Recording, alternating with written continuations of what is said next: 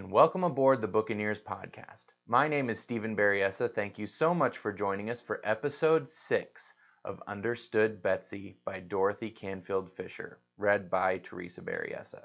If you're just now joining us, click the link above for all the previous videos. Otherwise, enjoy.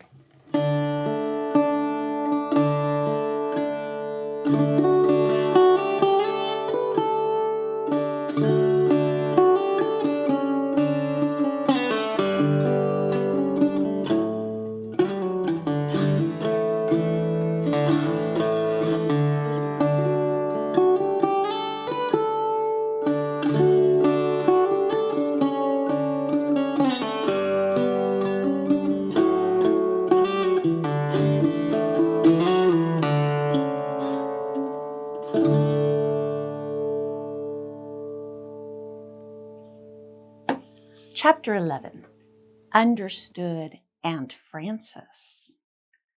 About a month after Betsy's birthday, one October day when the leaves were all red and yellow, two very momentous events occurred, and in a manner of speaking, at the very same time. Betsy had noticed that her kitten Eleanor, she still thought of her as a kitten, although she was now a big grown-up cat, spent very little time around the house. She came into the kitchen 2 or 3 times a day, mewing loudly for milk and food, but after eating very fast, she always disappeared at once. Betsy missed the purring, contented ball of fur at her lap in the long evenings as she played checkers, or read aloud, or sewed, or played guessing games. She felt rather hurt, too, that Eleanor paid her so little attention, and several times she tried hard to make her stay, trailing in front of her a spool tied to a string or rolling a worsted ball across the floor. But Eleanor seemed to have lost all her taste for the things she had liked so much. Invariably, the moment the door was opened, she darted out and vanished. One afternoon, Betsy ran after her, determined to catch her and bring her back. When the cat found she was being followed, she bounded along in great leaps, constantly escaping from Betsy's outstretched hand. They came thus to the horse barn, into the open door of which Eleanor whisked like a little gray shadow, Betsy close behind. The cat flashed up the steep ladder-like stairs that led to the hayloft. Betsy scrambled rapidly up, too. It was dark up there compared to the gorgeous colored October day outside, and for a moment she could not see Eleanor. Then she made her out, a dim little shape, picking her way over the hay, and she heard her talking. Yes, it was real talk, quite different from the loud, imperious meow with which Eleanor asked for her milk. This was the softest, prettiest kind of conversation, all little murmurs and chirps and sing-songs. Why, Betsy could almost understand it. She could understand it enough to know that it was love talk, and then breaking into this came a sudden series of shrill little needle-like cries that fairly filled the hayloft. Eleanor gave a bound forward and disappeared. Betsy, very much excited, scrambled and climbed up over the hay as fast as she could go. It was all silent now. The piercing, funny little squalls had stopped as suddenly as they began. On the top, in a little nest, lay Eleanor, purring so loudly you could hear her over all of the big mow, and so proud and happy she could hardly contain herself.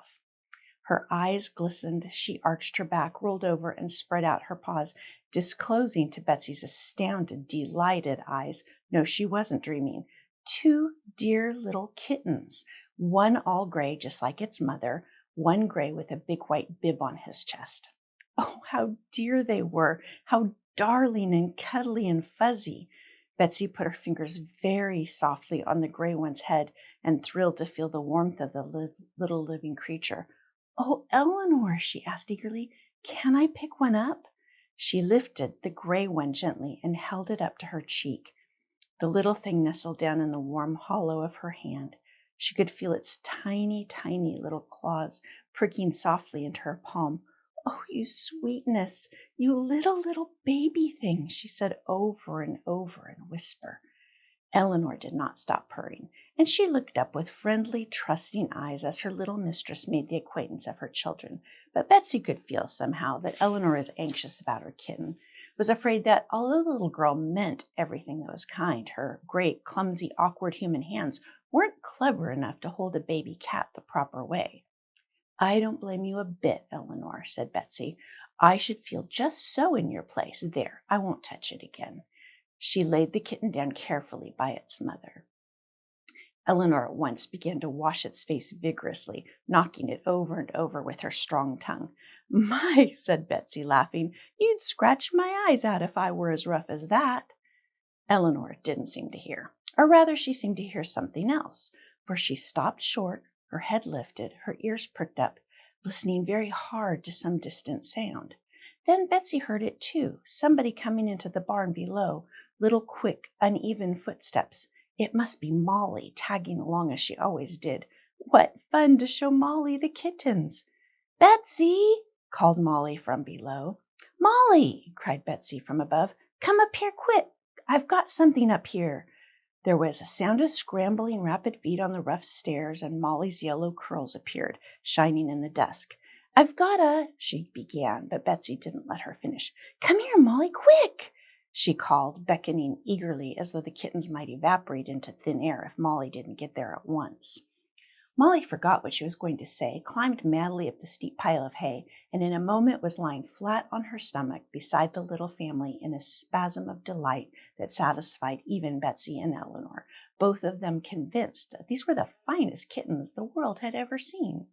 See, there are two, said Betsy. You can have one for your very own, and I'll let you choose. Which one do you like best? She was hoping that Molly would not take the little all-gray one, because she had fallen in love with that the minute she saw it. Oh, this one with the white on his breast, said Molly without a moment's hesitation. It's lots prettiest. Oh, Betsy, for my very own? Something white fell out of the folds of her skirt on the hay. Oh, yes, she said indifferently. A letter for you. Miss Anne told me to bring it out here. She said she saw you streaking it for the barn. It was a letter from Aunt Frances.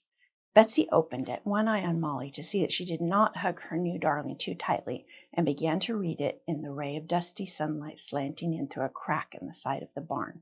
She could do this easily because Aunt Frances always made her handwriting very large and round and clear, so that a little girl could read it without half trying.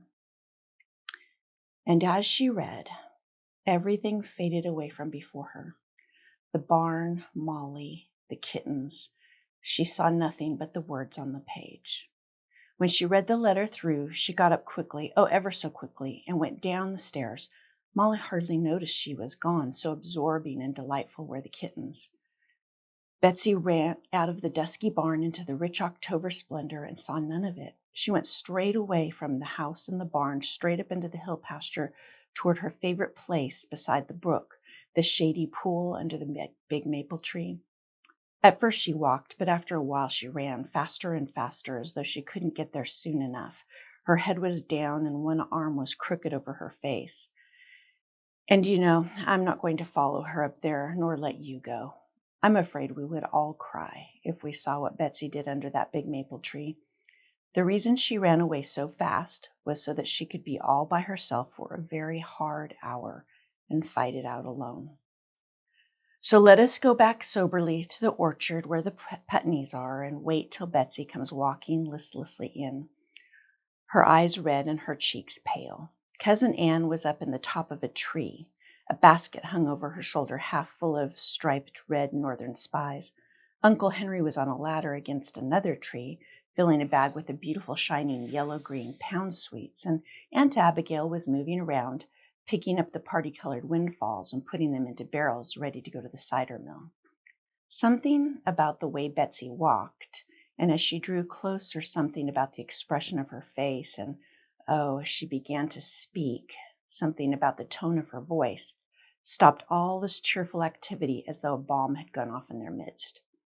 I've had a letter from Aunt Frances, said Betsy. She says she's coming to take me away back to them tomorrow. There was a big silence. Cousin Anne stood, perfectly motionless up in her tree, staring down through the leaves at Betsy. Uncle Henry was turned around on his ladder, one hand on an apple, as though it had frozen there, staring down at Betsy. Aunt Abigail leaned with both fat hands on her barrel, staring hard at Betsy. Betsy was staring down at her shoes, biting her lips and winking her eyes. The yellow, hazy October sun sank slowly down toward the rim of Hemlock Mountain, and sent long golden shafts of light through the branches of the trees upon this group of people, all so silent, so motionless. Betsy was the first to speak, and I'm proud of her for what she said. She said loyally, "Dear Aunt Frances, she was always so sweet to me. She always tried so hard to take care of me." For that was what Betsy had found up by the brook under the big red maple tree. She had found there was a certainty that whatever else she did, she must not hurt Aunt Frances's feelings. Dear, gentle, sweet Aunt Frances, whose feelings were so easily hurt and who had given her so many years of such anxious care. Something up there had told her, perhaps the quiet blue shadow of Windward Mountain creeping slowly over the pasture toward her. Perhaps the silent glory of the red and gold tree, perhaps the singing murmur of the little brook, perhaps all of them together had told her that now had come the time when she must do more than what Cousin Ann would do, when she must do what she herself knew was right, and that was to protect Aunt Frances from hurt. When she spoke out there in the orchard, she broke the spell of silence. Cousin Ann climbed hastily down from her tree with her basket only partly filled. Uncle Henry got stiffly off his ladder, and Aunt Abigail advanced through the grass, and they all said the same thing. "Let me see that letter." They read it there, looking over each other's shoulders with grave faces. Then, still silently, they all turned and went back into the house, leaving their forgotten bags and barrels and baskets out under the trees. When they found themselves in the kitchen, "Well, it's supper time anyhow," said Cousin Ann hastily, as if ashamed of losing her composure. "Or almost time. We might as well get it now." "I'm a-going out to milk," said Uncle Henry, although it was not nearly his usual time. He took up the milk pails and marched out toward the barn, stepping heavily, his head hanging. Shep woke up with a snort, and getting off the couch, gamboled clumsily up to Betsy, wagging his tail and jumping up on her, ready for a frolic. That was almost too much for Betsy. To think that after tomorrow she would never see Shep again, nor Eleanor, nor the kittens. She choked as she bent over Shep and put her arms around his neck for a great hug. But she mustn't cry. She mustn't hurt Aunt Frances's feelings or show her she wasn't glad to be back with her. That wouldn't be fair, after all Aunt Frances had done for her. That night she lay awake after she and Molly had gone to bed, and Molly was asleep. They decided not to tell Molly until the last minute, so she dropped off peacefully as usual, but poor Betsy's eyes were wide open. She saw a gleam of light under the door. It widened. The door opened. Aunt Abigail stood there in her nightcap, mountainous in her long white gown, a shining candle in her serious old face. "You awake, Betsy?" she whispered, seeing the child's dark eyes gleaming at her over the covers. I just thought I'd look in to see if you were all right." She came to the edge of the bed and set the candle down on the little stand. Betsy reached her arms up longingly, and the old woman stooped over her. Neither of them said a single word during the long embrace which followed. Then Aunt Abigail straightened up hastily, took her candle quickly and softly, and heavily padded out of the room. Betsy turned over and flung one arm over Molly. No Molly either after tomorrow. She gulped hard and stared up at the ceiling, dimly white in the starlight. A gleam of light shone under the door. It widened, and Uncle Henry stood there, a candle in his hand, peering into the room. "You awake, Betsy?" he said cautiously. "Yes, I'm awake, Uncle Henry." The old man shuffled into the room. "I's got to thinking," he said, hesitating, "that maybe you'd like to take my watch with you. It's kind of handy to have a watch on the train, and I'd like real well for you to have it." He laid it down on the stand, his own cherished gold watch that had been given him when he was 21. Betsy reached out and took his hard, gnarled old hand in a tight grip. "Oh, Uncle Henry," she began, and couldn't go on. "We'll miss you, Betsy," he said in an uncertain voice. It's been real nice to have you here." And then he, too, snatched up his candle very quickly and almost ran out of the room. Betsy turned over on her back. "No crying now," she told herself fiercely. "No crying now." She clenched her hands together tightly and set her teeth. Something moved in the room. Somebody leaned over her. It was Cousin Ann, who didn't make a sound, not one, but who took Betsy in her strong arms and held her close and closer till Betsy could feel the quick pulse of the other's heart beating all through her own body. Then she was gone, as silently as she came. But somehow that great embrace had taken away all the burning tightness from Betsy's eyes and heart. She was very tired, and soon after this she fell asleep, snuggled up close to Molly. In the morning, nobody spoke of last night. Breakfast was prepared and eaten, and the team hitched up directly afterward. Betsy and Uncle Henry were to drive to the station together to meet Aunt Frances's train. Betsy put on her new wine-colored cashmere that Cousin Ann had made her, with a soft white collar of delicate old embroidery that Aunt Abigail had given her out of one of the trunks in the attic. She and Uncle Henry said little as they drove to the village, and even less as they stood waiting together on the platform. Betsy slipped her hand into his, and he held it tight as the train whistled in the distance and came slowly and laboriously puffing up to the station. Just one person got off at the station, and that was Aunt Frances, looking dressed up and cityfied, with her kid gloves and a white veil over her face and a big blue one floating over her gay flowered velvet hat. How pretty she was, and how young under the veil which hid so kindly the little lines in her sweet thin face, and how excited and fluttery. Betsy had forgotten how fluttery Aunt Frances was. She clasped Betsy to her, and then she started crying. She must see to her suitcase, and then she clasped Betsy to see her again, and shook hands with Uncle Henry, whose grim old face looked about as cordial and welcoming as the sourest kind of sour pickle. And she fluttered back and said she must have left her umbrella on the train. "Oh, conductor, my umbrella right here in my seat, a blue one with a crooked, oh, here it is in my hand. What am I thinking?" The conductor evidently thought he'd better get the train away as soon as possible, for now he shouted, "All aboard!" to nobody at all, and sprang back on the steps. The train went off, groaning over the steep grade and screaming out its usual echoing warning about the next railroad crossing. Uncle Henry took Aunt Frances's suitcase and plodded back to the surrey. He got into the front seat and Aunt Frances and Betsy in the back, and they started off. Now I want you to listen to every single word that was said on the back seat, for it was a very important conversation when Betsy's fate hung on the curl of an eyelash and the flicker of a voice, as fates often do. Aunt Frances hugged Betsy again and again and exclaimed over having grown so big and tall and fat.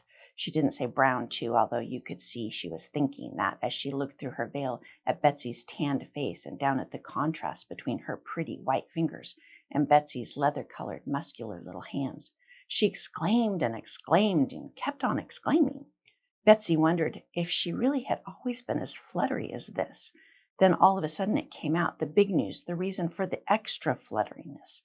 Aunt Frances was going to be married. Yes, think of it. Betsy felt open-mouthed with astonishment. Did Betsy think her Aunt Frances a silly old thing? "Oh, Aunt Frances, no," cried Betsy fervently. "You look just as young and pretty, lots younger than I remembered you." Aunt Frances flushed with pleasure and went on, "You'll love your old Aunt Frances just as much, won't you, when she's Mrs. Plimpton?" Betsy put her arms around her and gave her a great hug. "I'll always love you, Aunt Frances," she said. "You'll love Mr. Plimpton, too. He's so big and strong, and he just loves to take care of people. He says that's why he's marrying me. Don't you wonder where we're going to live?" she asked, answering her own question quickly. "We're not going to live anywhere. Isn't that a joke? Mr. Plimpton's business keeps him always moving around from one place to another, never more than a month anywhere."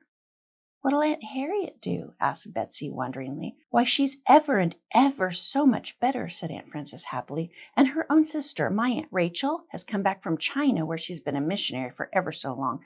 And the two old ladies are going to keep house together out in California in the dearest little bungalow, all roses and honeysuckle. But you're going to be with me. Won't it be jolly fun, darling, traveling all around everywhere and seeing new places all the time?"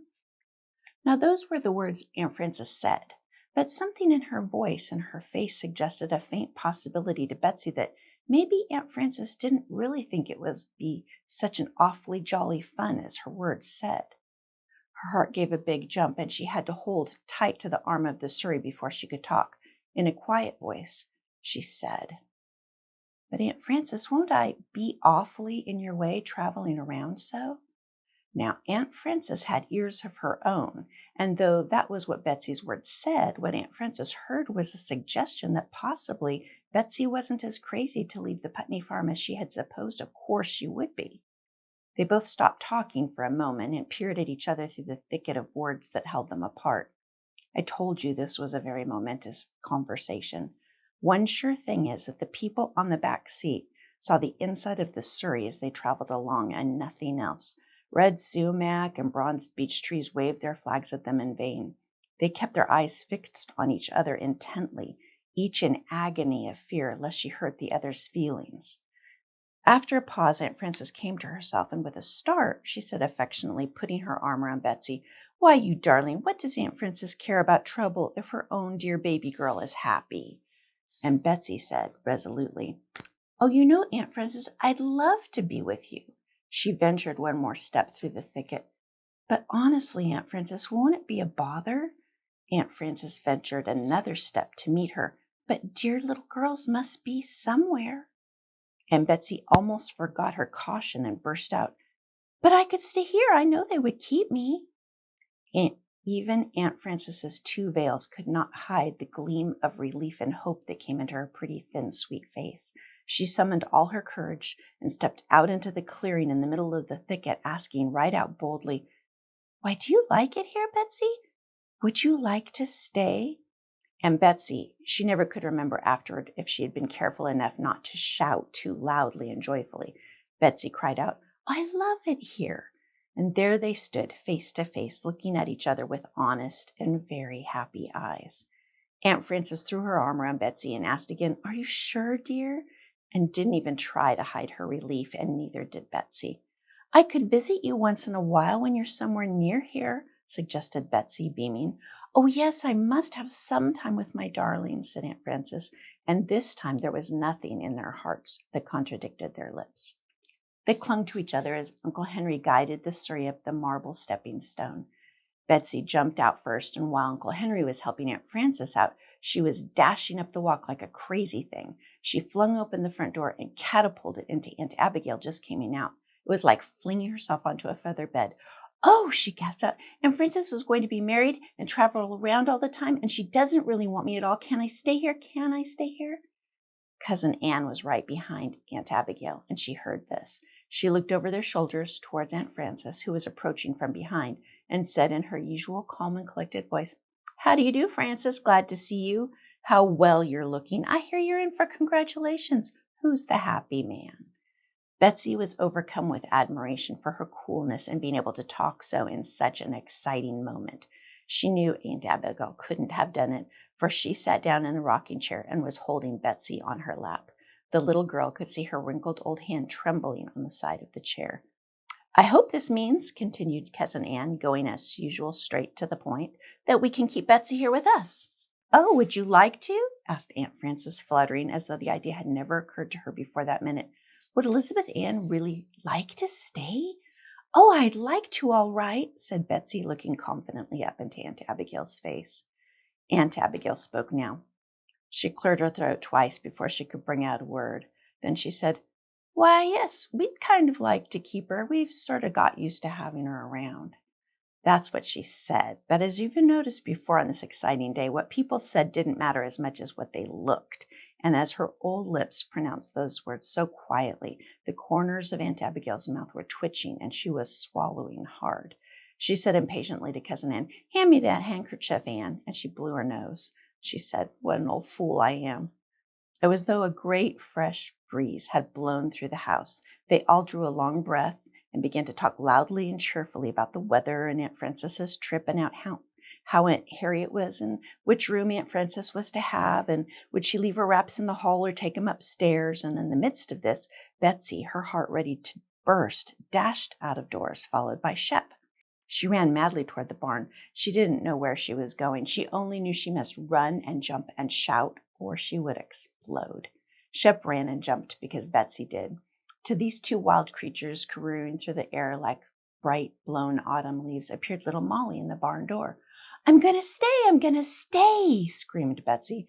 But as Molly had not had any notion of the contrary, she only said, "Of course, why not?" and went on to say something important.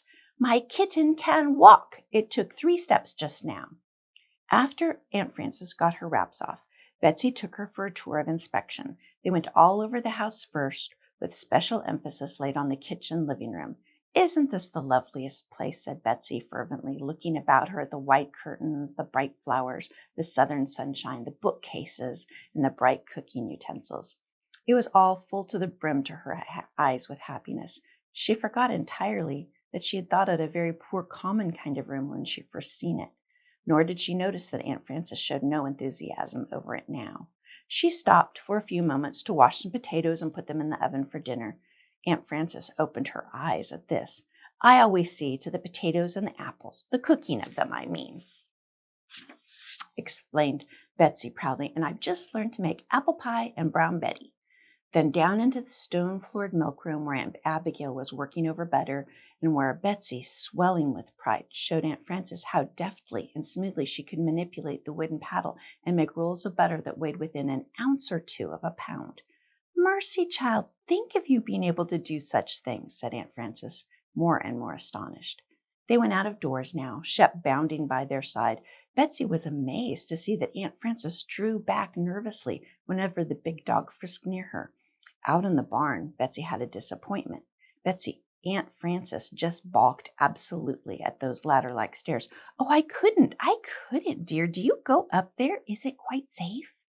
"Why, Aunt Abigail went up there to see the kittens," cried Betsy on the edge of exasperation.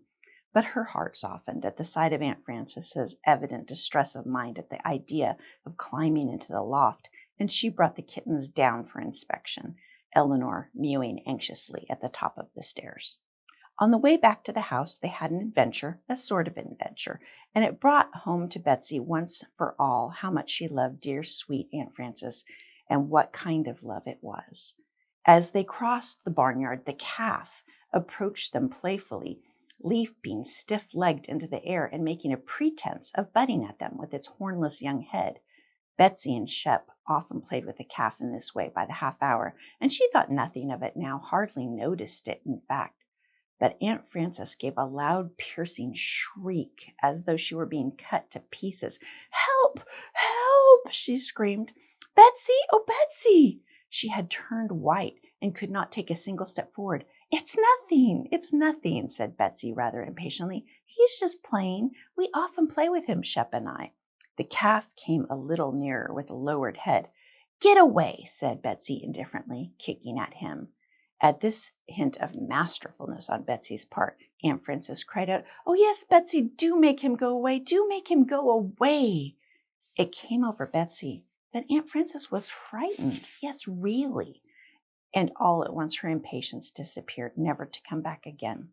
She felt toward Aunt Frances just as she did toward little Molly, and she acted accordingly. She stepped in front of Aunt Frances, picked up a stick, and hit the calf a blow on the neck with it. He moved, startled, and looked at his playfellow with reproachful eyes.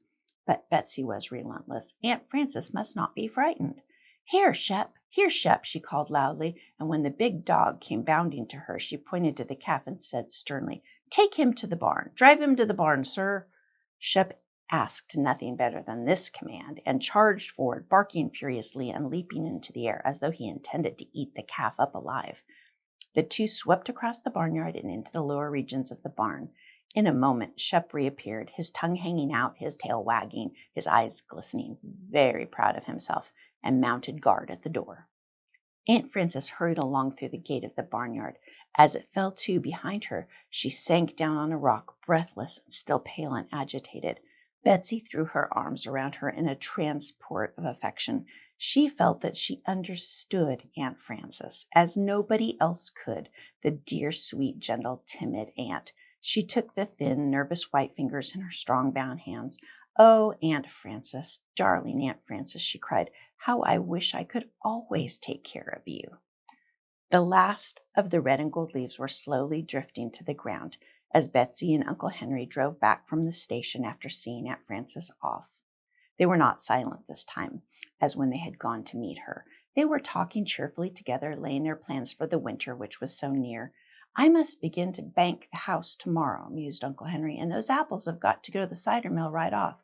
Don't you want to ride over on the top of 'em, Betsy, and see 'em made into cider? Oh, my, yes, said Betsy. That will be fine. And I must put away Deborah's summer clothes and get Cousin Ann to help me make some warm clothes if I'm going to take her to school in cold weather. As they drove into the yard, they saw Eleanor coming from the direction of the barn with something big and heavy in her mouth. She held her head as high as she could, but even so, her burden dragged on the ground, bumping softly against the rough places on the path. Look, said Betsy, just see that great rat Eleanor has caught. Uncle Henry squinted his old eyes towards the cat for a moment and laughed. We're not the only ones that are getting ready for winter, he remarked. Betsy did not know what he meant and climbed hastily over the wheel and ran to see. As she approached Eleanor, the cat laid her burden down with an air of relief and looked trustfully into her little mistress's face. Why, it was one of the kittens. Eleanor must be bringing it to the house. Of course. They mustn't stay out there in the cold hayloft now that the cold weather was drawing near. Betsy picked up the little sprawling thing, trying with its weak legs to get it round and over the rough ground. She carried it carefully toward the house, Eleanor walking sinuously by her side and talking in little singing purring meows to explain her idea of kitten comfort. Betsy felt she quite understood her. Yes, Eleanor, a nice little basket behind the stove with a warm piece of an old blanket in it. I'll fix it for you. It'll be lovely to have the whole family there, and I'll bring the other one in for you. But evidently Eleanor did not understand little girl talk as well as Betsy understood cat talk, for a little later, as Betsy turned from the nest she was making in the corner behind the stove, Eleanor was missing, and when she ran out toward the barn, she met her again, her head strained painfully back, dragging another fat, heavy kitten who curled his pink feet up as high as he could in an effort to have them not knock against stones. Now, Eleanor, said Betsy, a little put out, you don't trust me enough. I was going to get it all right. Well, said Aunt Abigail as they came into the kitchen, now you must begin to teach them to drink. Goodness, said Betsy, don't they know how to drink already? Will you try them and see, said Aunt Abigail with a mysterious smile. So when Uncle Henry brought the pails full of fragrant warm milk into the house, Betsy poured out some in a saucer and put the kittens up to it. She and Molly squatted down on their heels to watch, and before long they were laughing so that they were rolling on the kitchen floor. At first the kittens looked every way but at the milk, and seemed to see everything but what was right under their noses. Then Graykin, that was Betsy's, absent-mindedly walked right through the saucer, emerging with very wet feet and an aggrieved and astonished expression. Molly screamed with laughter to see him shake his pink toes and sit down seriously to lick them clean. Then Whitebib, Molly's, put his head down to the saucer.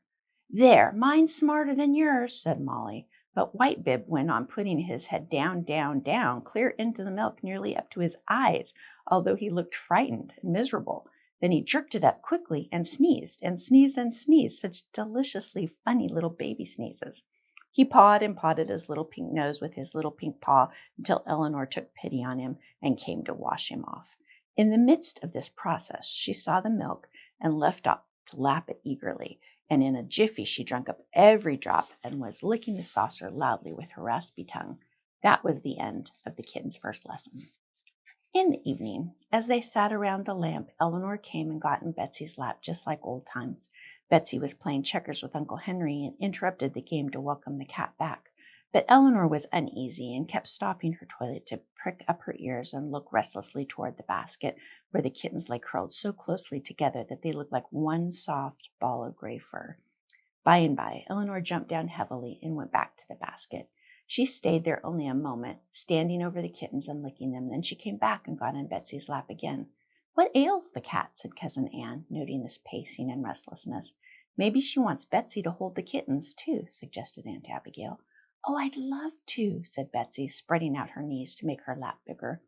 But I want my own Whitebib myself, said Molly, looking up from the beads she was stringing. Well, maybe Eleanor would let you settle it that way, said Cousin Ann. The little girls ran over to the basket and brought back each her own kitten. Eleanor watched them anxiously, but as soon as they sat down, she jumped happily into Betsy's lap and curled down close to Graykin. This time she was completely satisfied, and her loud purring filled the room with peaceful murmur. There, now you're fixed for the winter, said Aunt Abigail. By and by, after Cousin Ann had popped some corn, old Shep got off the couch and came to stand by Betsy's knee to get an occasional handful. Eleanor opened one eye, recognized a friend, and shut it sleepily. But the kitten woke up in terrible alarm to see that hideous monster so near him, and prepared to sell his life dearly. He bristled up his ridiculous short tail and opened his absurd pink mouth in a soft baby "Sss," and struck savagely at old Shep's good-natured face with a soft little paw. Betsy felt her heart overflow with amusement and pride in the intrepid little morsel. She burst into laughter, but she picked it up and held it lovingly close to her cheek. What fun it was going to be to see these kittens grow up. Old Shep padded back softly to the couch, his toenails clicking on the floor, hoisted himself heavily up and went to sleep. The kitten subsided into a ball again. Eleanor stirred and stretched in her sleep and laid her hand in utter trust on her little mistress's hand. After that, Betsy moved the checkers only with her other hand.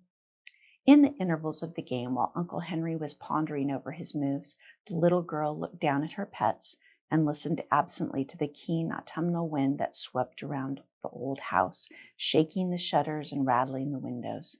A stick of wood in the stove burned in two and fell together with soft whispering sound. The lamp cast a steady radiance on Uncle Henry, bent seriously over the checkerboard, on Molly's blooming round cheeks and bright hair, on Aunt Abigail's rosy, cheerful, wrinkled old face, and on Cousin Anne's quiet, clear, dark eyes.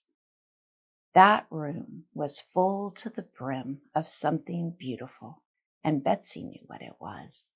Its name was happiness. Thanks again for joining us. If you liked what you heard, please hit the buttons below, give us a like and a subscribe, and hit that bell icon so you get notified whenever we drop a new video. You can follow the links to find us on Facebook, Instagram, and Twitter. Please share us with your friends and family, and join us next time for the next episode of the Buccaneers podcast.